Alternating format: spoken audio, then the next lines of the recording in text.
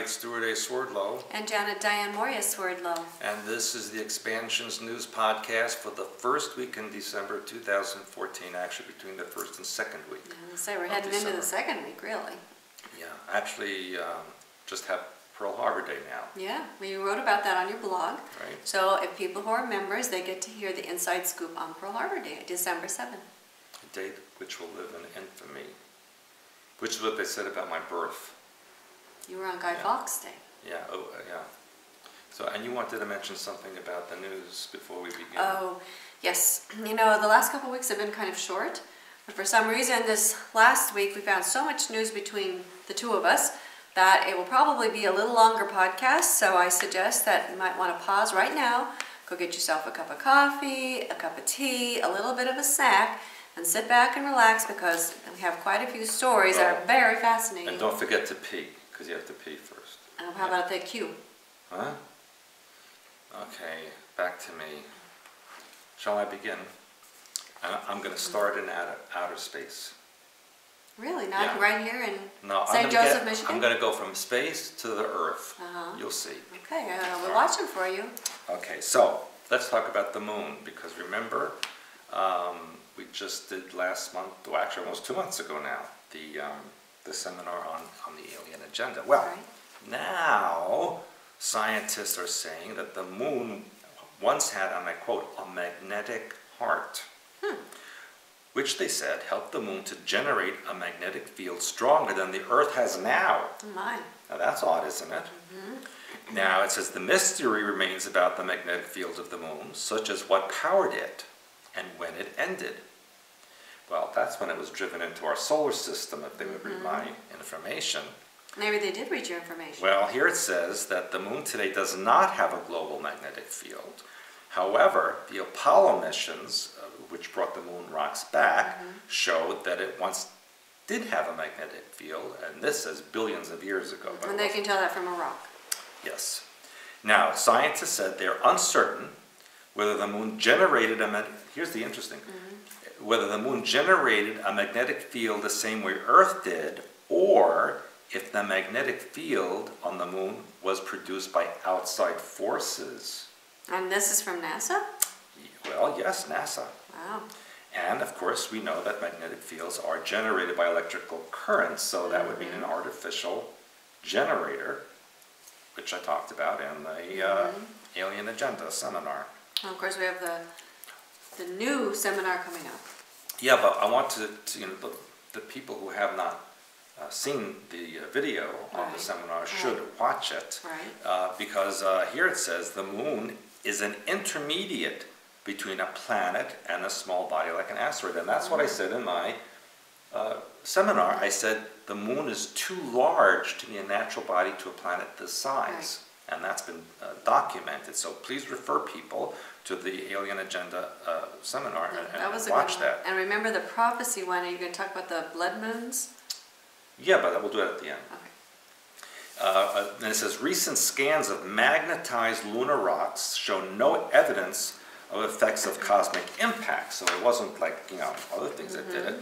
Now, this is a little scientific and a little confusing for those of you who aren't familiar with this. Is Earth's magnetic field is currently 50 microteslas in strength, and the moon may have had a magnetic field that was 70 microteslas. So, even though it's smaller than the Earth. Which is not possible. Right, doesn't make sense unless it's been artificially enhanced. Right, well this is the next part here, because it said it's hard, according to the scientists, and I'm quoting, it's hard to understand how the moon's magnetic field could be as strong as it is. That's given how the moon has a very small core. The moon's core is maybe 1/5 to 1/7 the radius of the moon, while the Earth's core is 1/2 the planetary radius. And that means that the surface of the moon is much further away from its core than you see with the Earth. Well, that means it's hollow. That's what I've been telling people. Now, it also goes on to say that there may be what they call multiple dynamo mechanisms operating at different times in lunar history. And that suggests that the lunar dynamo could spontaneously transition from strong to weak, which again is not It's not going to happen in a natural body. Not naturally, no. So that's about the moon. Fascinating. Now, True World History book, Blue Blood book, all my videos about history, all of this. Well, guess what? What? Now they have been looking at Native American DNA, I guess your DNA. And it says that the common belief has been that the Native Americans came from people who traveled across the Bering Strait from Siberia to Alaska about 10,000 years ago when the ocean levels were lower. But we know that's not true either. And they also, this is the interesting thing, is that they also believe that this happened until about 1000 AD when the Vikings arrived. Now this is where they're actually saying the Vikings arrived. Now there's an analyst, a research analyst by the name of John A. Ruskamp Jr. And he did some recent DNA studies on Native Americans that suggest they came from China. Oh my gosh. Ancient China. And he even has compared ancient Native American glyphs with ancient Chinese pictogram and finds that they are matching. And he says that the Native American DNA, he believes may be genetic links to colonists from China during ancient or medieval periods of history. I mean, you're part Chinese. That's what I'm saying. Maybe I'm Chinese. I'm everything. No wonder you like Chinese food. I guess so. Now I understand all that. Now, guess where they found some of these glyphs? I wouldn't have a clue. Do you ever, really? Okay. It was in New Mexico. No, that's where they find a lot of things. Yeah, but that's not near the coast, is it? No, but at one time maybe it was near the coast. Not then. No? But anyway, it said one of the Chinese pictograms on rocks in New Mexico, they translated them, and the translation says, and quote, "The next 10-day period will be auspicious," unquote. Of course, I should have said maybe with a Chinese accent. Next 10-day period, very auspicious. I don't think that's politically correct. I am not politically correct, and you know that. Okay? Now, it says here that the North American rocks indicate that Asian people were present in the U.S. or America as early as 1000 BC. Wow. So, why are we celebrating Columbus Day? So they're changing history again on us? Well, they're actually admitting that history is a lie. Really? Well, yes. This is unconventional news. Yes, that's where I get this. I don't look for the stuff you look for. It's unconventional news. Well, anyway, it says that these glyphs could only have been made by ancient Chinese explorers shortly after the end of the Shang Dynasty, when the script became lost for human memory for 2,900 years. So in other words, no one knew about it for 2,900 years. How did it show up in New Mexico? So somebody... When did they rediscover it? They say 2,900 years, like last year? Yes, no, they discovered it, I believe, it says here 1982 or something like that. That's what they're saying, but who knows? How can you verify that? And maybe this is just more made up history to, again, change the world. But there's also cultural connections, because it says that both Native Americans and Asiatic people follow a 10-day sacred calendar. Did you know that? No. I don't know that either, but apparently it's true. Now, then it's submitting something else here, because it said in the 1960s that they interpreted a strange stone, or they're not saying where they found it, that depicts a battle between local Native Americans and Vikings. Oh my. And among the engravings, they saw glyphic inscriptions that show a Viking longboat. This was in New Mexico? No, they're not saying where this one was. Okay. Because I was going to say the Vikings would have had to come a long ways. But it was from the University of North Carolina, so it must be on the East Coast. Okay. Now, here's the other thing that was strange, because there is another scientist who says that these things are not about actual historical events, but belief that the cosmos and the beings from other worlds were here. Now that's even more interesting. They're setting the stage. But you know how the Chinese always documented everything they did? They documented everything. And a Chinese written account from 2200 BC describes the land they called Fusang, which they said refers to North America. And in the account, the guy who wrote it, whose name is Shan Haijing, describes what they found in North America, and includes a possum, armadillo, peccary, pronghorn, coyote, bald eagle, elephant, seal, Appaloosa horse, things that don't exist in China. Right. And they wrote about it in 2200 BC. Oh, that's amazing.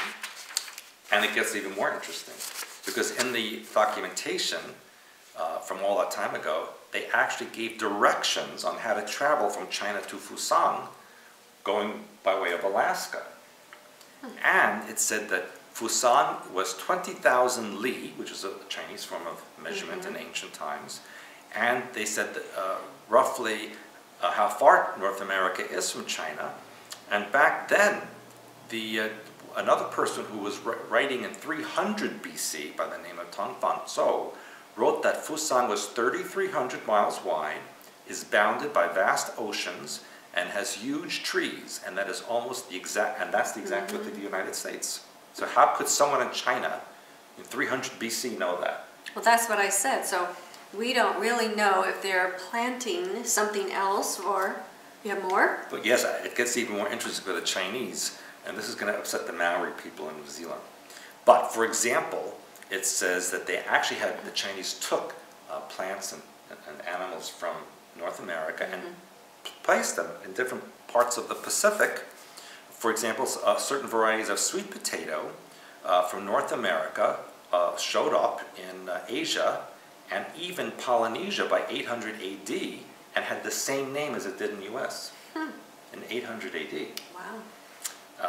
And so now, where are they bringing all this information from? Are they telling you? It just came up on I think it was Yahoo News or Fox News. So they're not telling you? But anyway, there's a reason why they're releasing it, because they're trying to show history is not what we think it is. Right. And you might remember that in New Zealand, a few years ago, they found an ancient Chinese boat buried in the sand that was like from 1000 BC. Right. So the Vikings were all over the place. No, the Chinese were all over the Pacific. But they did find a lot of Viking stuff in South America and North America. Okay, now we're going to move to the Pacific Northwest, where you're from. Land of my people. It's not going to be pretty. I'm sorry. It's very. That's why I don't live there anymore. What now? Because they said that the fault zone that was supposed to create the big earthquake has gone silent. And then that's not And the researchers are baffled by the lack of activity on the 1,000-kilometer-long Cascadia fault line, which stretches from northern Vancouver Island to Cape Mendocino, California. And experts believe the lack of activity could point to a buildup of pressure, which could lead to a massive killer quake. So you people in the Pacific Northwest, better start packing your stuff or gluing it down. Now, 2 independent researchers have found the same thing. They're calling it the sound of silence under the sea. Because that fault line is never silent. It's always busy. That's right, and that's all of a sudden it's gone quiet. And researchers say the area is locked, and this, the experts say, could cause a major problem. They said if there were low levels of offshore seismicity, then they could be releasing some strain and cause a smaller event. But if it's completely locked, it means it is increasingly storing energy, and that has to be released at some point. The researchers described it as they are very concerned, and it is imperative people in the Northwest continue to prepare for a big earthquake. Now, of course, in alignment with that, the volcanic range from California to British Columbia is filling with magma and is even filling as far east as Yellowstone. Of course, that we know, but I guess now they're reporting it. And now there are moderate earthquakes happening in northern Arizona, so we got to be careful about that. Now, do you ever use Chanel No. 5 or whatever the Chanel perfumes are? No. No. Junk stuff. I'm sorry. What? All the stuff that goes in perfume, if you read what's in Well, there, you know, it's really the expensive bad. stuff. Well, It doesn't matter if they put stuff in there that's not good for you.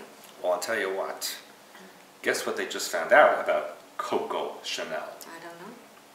Documents recently declassified by French intelligence services make it clear that the famous fashion designer Coco Chanel was a die-hard Nazi true believer and a spy involved in a plot that led her to Madrid to serve the Third Reich.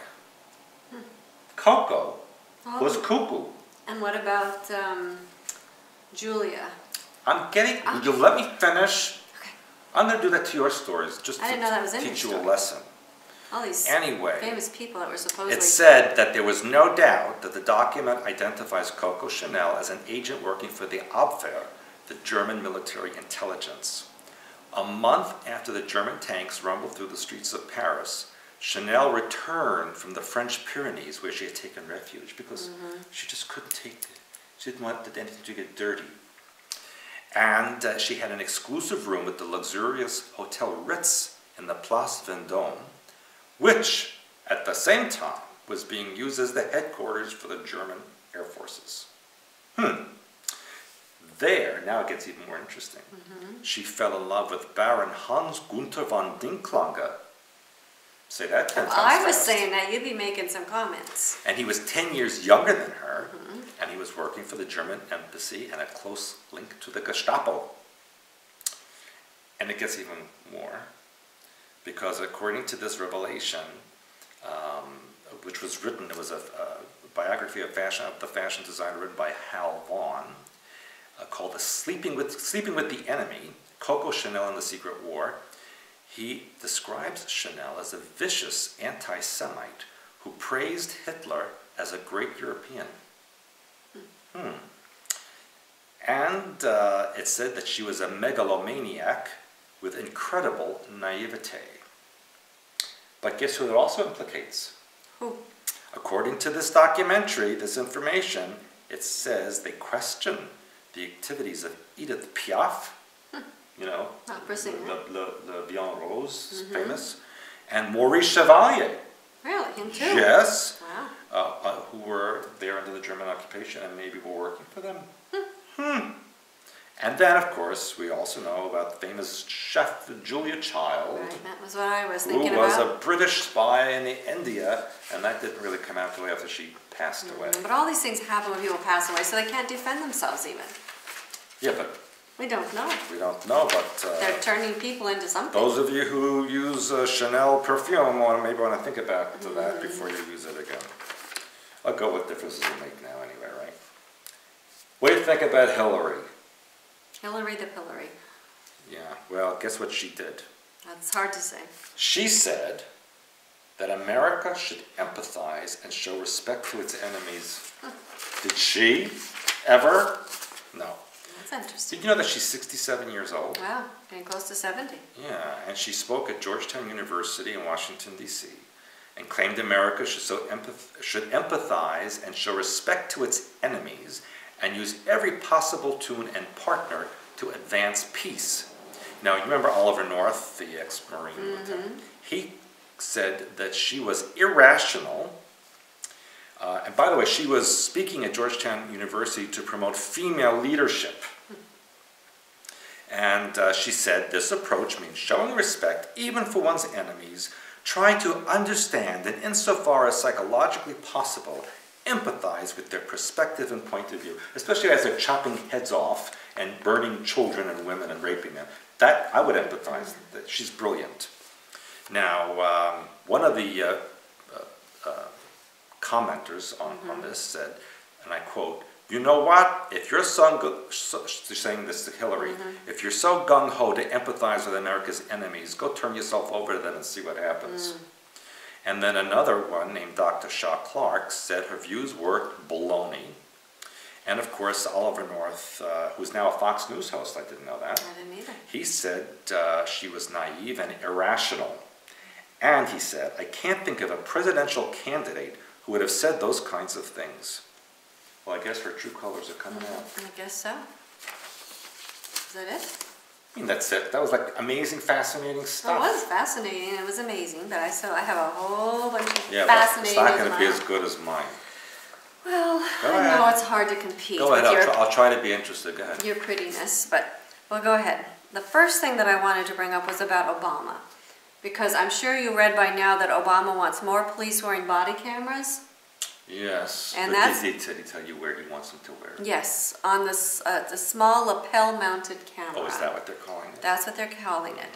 He's proposing a 3-year, $263 million spending package for these cameras and for training They say that right now the FBI estimates there were just under 700,000 police officers in the U.S. So whoever has the contract for these little cameras is going to be very wealthy and billionaires. Maybe we should get into that business. Maybe we should. Little police cameras. Yeah. And the White House says the cameras can help bridge the deep mistrust between law enforcement and the public. Now, as we know, and we've talked about this before, originally we were raised to believe that the law enforcement was there to protect us. Now they're doing everything they can to say that there is mistrust, and all over the internet it's talking about how awful the police are, and when people are beating up the police officers, doing all kinds of horrible things. And that the police are racist and killing black people. All kinds of terrible things that are happening. Again, divide and conquer. So don't allow that to happen. But you know, that reminds me of that What? story. And I didn't have it in my news, but just the other day was an earthquake in Japan. And the earthquake, they said on the USGS, occurred in a town called Obama, Oh yeah, you told me Japan. that. So any of you in Japan who are listening, and I know you're there, is there an Obama, Japan? And if so, what's going on there? Yeah, tell us. It always reminds me of Osama bin Laden, and then all of a sudden Obama shows up, and it's like too creepy. Anyway, and then did you know about Amazon, that they actually have new robots, 15,000 of them, to help with their holiday shopping? Oh, I mean like in the warehouse? Yeah, in the warehouse. They're little robots, and there's 15,000 of them that go all over the place helping to pick the whatever they are, the products that people buy. I could use a couple of robots here. You could use 3 or 4. But anyways, that's going to change jobs for people as well, and of course get us more used to dealing with robots. And they're calling it a robot army. Really? Yeah. So I think that's a trigger word. Then, speaking of Chinese, this I found very fascinating. They're saying that perhaps there's actually a researcher, an art historian called Angelo Portico, who says that Mona Lisa was actually Leonardo's mother and a Chinese slave. All at the same time? All at the same time. So he like painted them in one He says that I'm sure to a point that Leonardo's mother was from the Orient, but to make her an Oriental Chinese, we need to use a more deductive method. And then he proceeds to do that in a new book entitled Leonardo da Vinci, a Chinese Scholar Lost in Renaissance Italy. He claims that Leonardo's father had a slave called Caterina. And then after 1452, which is Leonardo's date of birth, she disappeared from the documents and she wasn't working there anymore. And she was Chinese? So she was Chinese. And named Catalina? Caterina. Oh, Caterina? Well, you know how it is. It was Catalina, but she couldn't say the R, so I named her Caterina. I understand. So, you know how they take on oftentimes names of their adopted countries to make them more fit into the frequency. Right. Anyway, he also says that Sigmund Freud claimed that the iconic painting was inspired by Da Vinci's mother in his 1910 essay called A Childhood Reminiscence of Leonardo da Vinci. Then he goes on to say, now to me this is stretching it, but I'm going to bring it forward anyway. He suggests an Oriental connection because Da Vinci was left-handed as well as vegetarian, which were uncommon at the time. So I thought that was interesting. But this was interesting, which I didn't know. He says the art historian says that Italy was full of Oriental slaves during the Renaissance. I never heard of that. I didn't know that either. And he claims that the painting's background depicts a Chinese landscape and that Mona Lisa's face looks Chinese. I don't think she was Chinese. But the issue is, what are they doing? They're starting to broaden the reach of the Chinese people, just like your story, this story. You know, they're starting to give us more of that cultural influence that we hadn't expected.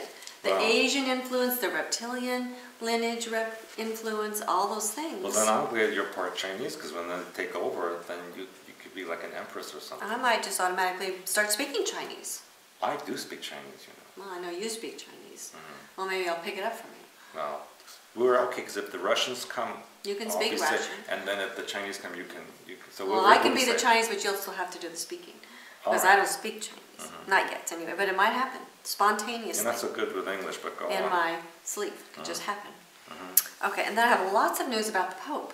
Again? A lot of news. What did he do now? He dismissed his chief of the Swiss Guard. Did you hear about that? Unheard of. Yes. He said that it was they said it was kind of buried in their, what do they call it, L'Osservatore Romano on December 4th. Just a short paragraph. They don't tell you why, except they're saying it's possible that the chief's name is Daniel Onrig, that he has, quote, excessively strict military discipline, and the Pope doesn't like that, they're claiming. Oh, really? The Pope The wants Pope who worked with the Argentinian military junta doesn't like the military stuff there. So the Pope said that he wants to have a more relaxed relationship with his staff. Now this was interesting, which I didn't know. It says earlier this year, Pope Francis broke with ancient protocol against physical contact by shaking hands with Swiss guards. So did you know there was an ancient protocol? He was not to touch them? We saw the Swiss guards. Yeah. They have those colorful checkered Yes, things. but did you know that was ancient protocol, that he's not supposed to touch them? Because he is a pedophile.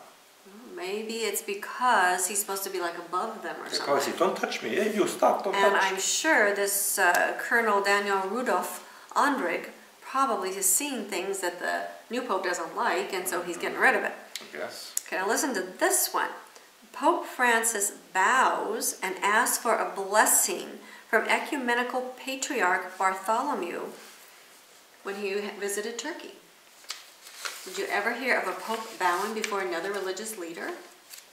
They don't do that because they're supposed to be the vicar to Christ, remember? So they don't bow to anybody. Well, to Christ, they have to bow to Christ. But not to the Ecumenical Patriarch. So anyway, apparently he and Bartholomew issued a joint declaration urging leaders in the region to intensify help to victims of the Islamic State group, and especially to allow Christians who have had a presence in the region for 2,000 years to remain in their native lands. And apparently also prayed in one of Istanbul's most important mosques alongside the Grand Mufti of Istanbul, named Rami Yaran. Yaran. Okay, and then he said that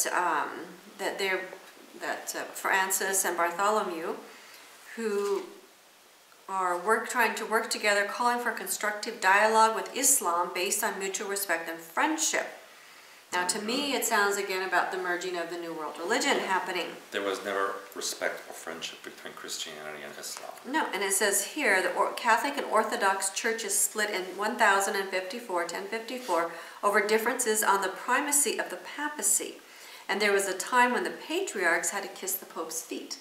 So now the Pope is bowing to the patriarch. So, and then he asked for his blessing, and that is just unheard of. That's just the staged drama. Absolutely. And then he said, let's see, Francis, this was interesting. Francis assured the Orthodox faithful gathered in St. George's that unity would not mean sacrificing their rich liturgical or cultural patrimony or signify the submission of one to the other or assimilation. Yeah, because there'll be a new world religion, so this is all going to go in the toilet bowl anyway. Anyway, so I thought that was very interesting. So there's a reason for the public show. And then, did you know that the Pope's astronomer, Guy Consolmagno, says that he would baptize an alien? But I thought the aliens, according to the church last year, were so full of the grace of God they didn't need to do anything else. Apparently, Consolmagno is a planetary science for the Vatican Observatory, which of course they do not name the one in Arizona, which we know. Diablo. El Diablo, that's right. He wrote a book with he's a Jesuit. He wrote a book with his fellow Jesuit, the Reverend Paul Mueller, who heads the Jesuit community at Castel Gandolfo in Rome, called Would You Baptize an Extraterrestrial? That's the name of their book. Apparently he's asked that a lot in his speeches. And listen to this one, that Pope Francis, a fellow Jesuit and trained chemist, we knew that. has posed as part of his focus on Catholic inclusivity. No, but that's dangerous. What if they, drown the little alien by mistake and create an interplanetary war? Well, you have to take a look at that. Or what if it's an amphibious Now, alien? Consolmagno says God is reason. If you reject reason, you're rejecting God. And usually they don't say God is reason. And now he's going to be traveling all over to make people more aware of what the Vatican does and about their observatory. He says, who even knows that the Pope has an observatory and why? I do. We do, but how many people actually know that? They have two, one in Rome and one in Arizona. And they also have an office underneath the Hadron Collider in Geneva. They have a lot of stuff going on, which, what happened to my article here? Okay, here we go. Maybe my pages got mixed. There we go. Okay, did you know, this still goes on with the Pope, that the Vatican found hundreds of millions of euros tucked away? I wish I would. Hundreds of millions tucked away. Apparently they brought in somebody, Australian Cardinal George Pell, to oversee the Vatican finances, and found out that the Vatican finances were in better shape than previously believed. Oh, praise God. Yeah. It's important to point out that the Vatican is not broke. As if we ever Who thought that. they were? The Holy See is paying its way while possessing substantial assets and investments. And he's not suggesting any wrongdoing, but he said that the Vatican departments had long and almost free hand with their finances and followed, quote, long-established patterns in managing their affairs. That means they did what they wanted. Can you imagine the Pope getting a collection agency call? Now, anyway, they're saying that they found several hundred million euros tucked away. Tucked away where? Right. Up his hassock Well, there? why do they even bring this stuff up? Because, I don't know. And going on along with our religious stuff, there is now a new book out released in November called The Lost Gospel, which is based off of manuscripts found in a British library dating back more than 1,400 years ago, written in Syriac. So I told you about that. No. This This is a different one. This is written in Syriac. Yeah, I know. It's like our Aramaic. Yeah, the language actually spoken by Jesus. And this book claims that Jesus had a secret family made up of 2 sons and a wife. Hello. Now, this is interesting too, because in this same He article, also had a daughter, Sarah. yeah, they didn't bring that part up in this, Right. but they said did bring up that there's another book written in the 50s called The Last Temptation of Christ. Listen to this one, which says Jesus was married after he was taken down from the cross. And does that kind of support your theory that he was drugged? Yes, Because but then he was sent to Srinagar. Yeah, because supposedly when he was taken down from the cross, he was dead. So then He how could he wasn't get dead. married? No, it was a big staged event as well. So they're kind of telling you this stuff. Anyway, I found that very Yeah, interesting. but the church says it's not true. Well, they're not disputing it exactly either. I could just see some little church person sneaking into the British library from a library from the Vatican and sticking it in No, but there. they found stuff in Turkey and in find it monasteries, all everywhere. kinds of stuff. And then did you know that there's a strange spiral galaxy out there right now? And it says spiral galaxies like our Milky Way are nothing special. But they're talking about how these happen as a result of merging with other galaxies. So where did we hear that before? From me. That's right. It says the conventional wisdom is that such jets, so they're talking about the buzz is, it sports big jets of subatomic particles that stream outward at nearly the speed of light. And so Dr. Minnie Mao, that's a Chinese, a postdoctoral fellow working for NRAO, National Radio Astronomy Observatory in Socorro, New Mexico. Socorro. Again, New Mexico, says we don't know how spirals can have these large jets. The discovery of this galaxy she calls a strange beast. So we read about the beast in the Bible. I bet they go there and they find that what Chinese have been there.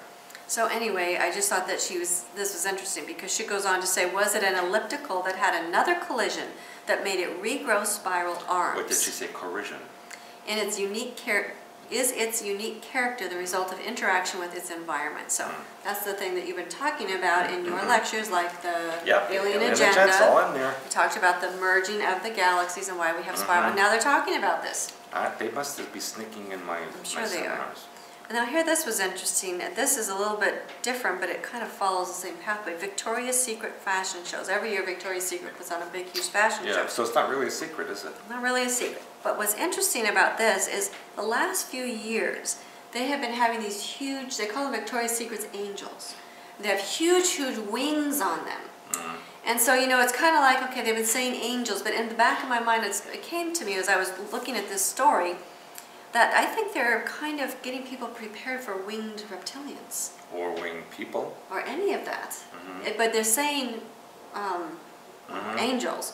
But I think there's a lot more to it. So I think watch for this wing stuff to continue to grow. I think the real Victoria's Secret Yeah. is that Victoria used to be Victor. That could be. We don't know. That's what I'm thinking. And speaking of that, Victoria, there was the movie, remember? There is now in Minnesota a proposal. In fact, they voted on it, that boys who self-identify as girls and girls who consider themselves boys will be able to compete on and against teams of their preferred gender under this policy that will begin in the 2015 to 2016 season. Well, why don't they just have a brain transplant and then they could just, stay? I don't know. It says apparently Minnesota will become the 33rd state to implement a policy for transgender high school athletes. Minnesota. Yeah. And there's the critics have put out an ad, 2 full-page ads in a paper saying the end of girls' sports, because they're saying that the girls will have to share showers and hotel rooms. With the boys? Well, with the boys identifying as girls. Ah. And they're saying, of course, how will we know that these boys really, are what they say that they are? And this becomes the issue. It becomes a very moral thing. It's just how do you document this? And this, I think, takes away from people who truly are transgender versus these kind of people who are pretending to be. So anyway, and then of course they're bringing up safety issues because they say biological male has larger skeletal structure and more muscle, and therefore if they're competing against girls, it puts the girls in a dangerous physical situation. That's true.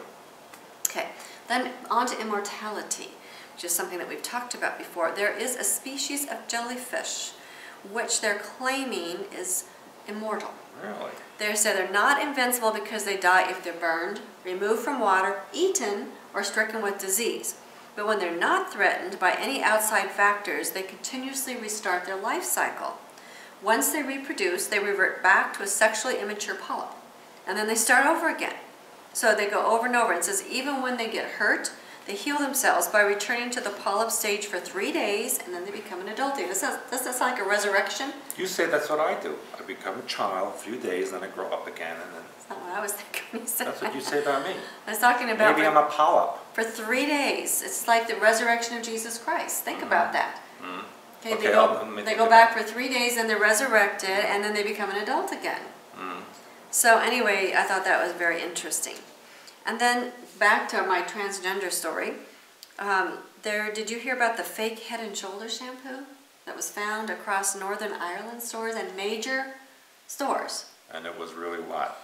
Well, apparently they don't know how it got there, but it contains potentially dangerous ingredients, including, quote, sex change chemicals. Really? And apparently the scientists did what they call tests on these chemicals, and they found out they had a significantly different makeup than the genuine thing.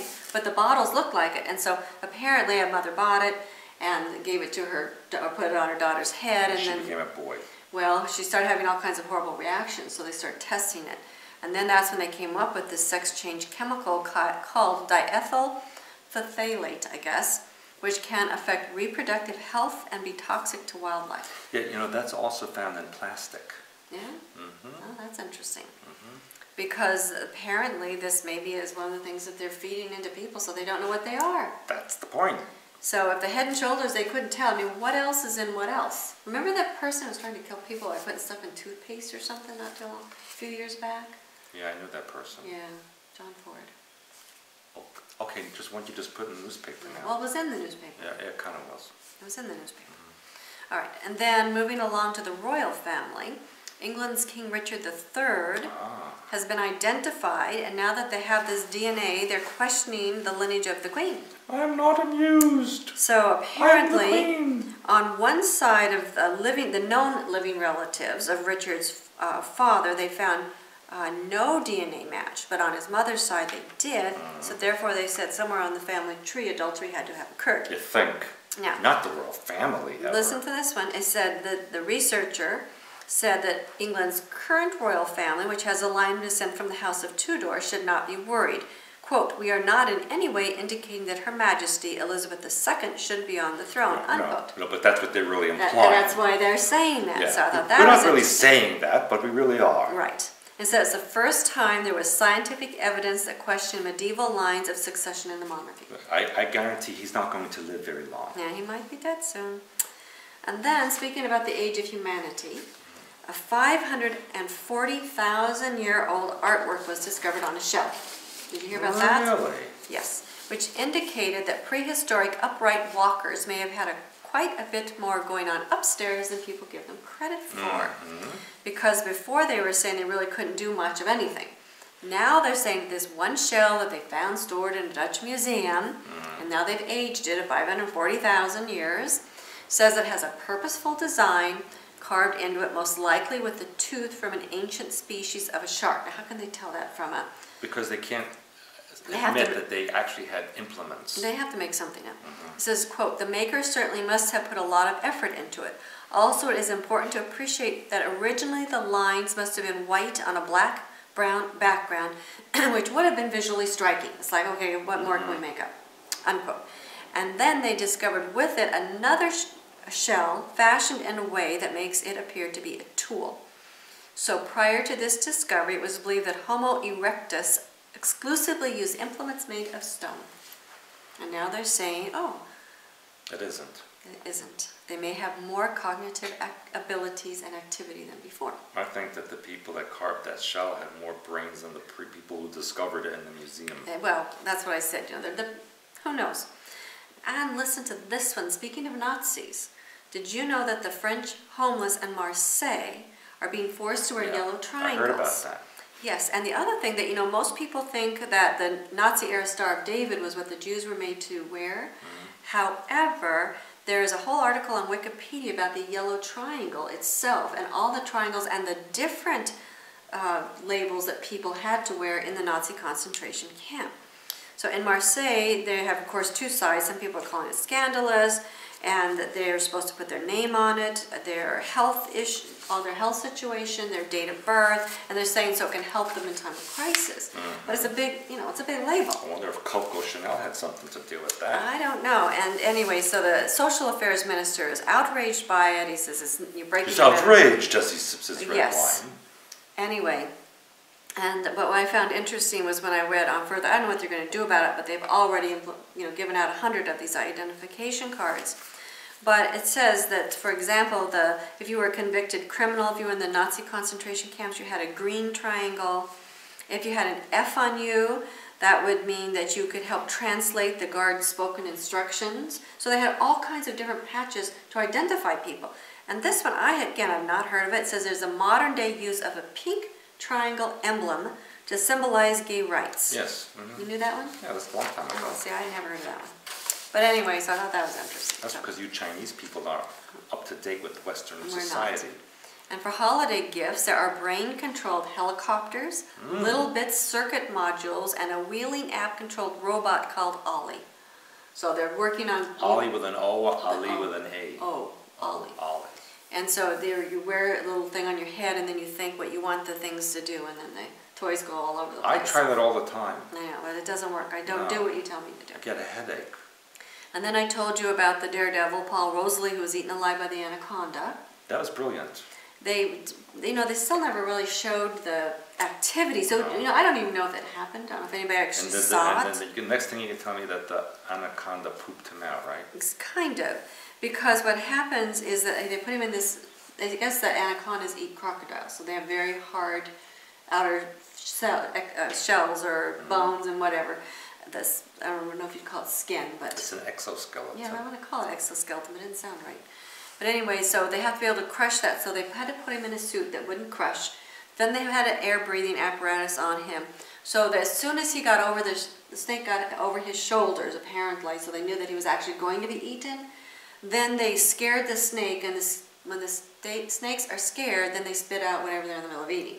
And he did this because... It was some show to bring awareness to snakes. I don't know. I just think it's so stupid. To me, it's like ritual stuff. I think it's just stupidity. Yeah. But anyway, they were more worried about the snake than this guy. They didn't want the snake to be harmed. Well, they shouldn't have even given the snake that. I don't know if the snake choked on. show ever really happened or if they're just making it up. I don't know. It's too bizarre. I'm going to call it Anaconda Rights Movement and have that protested. Yeah, I think so. Stop traffic all over the city. World.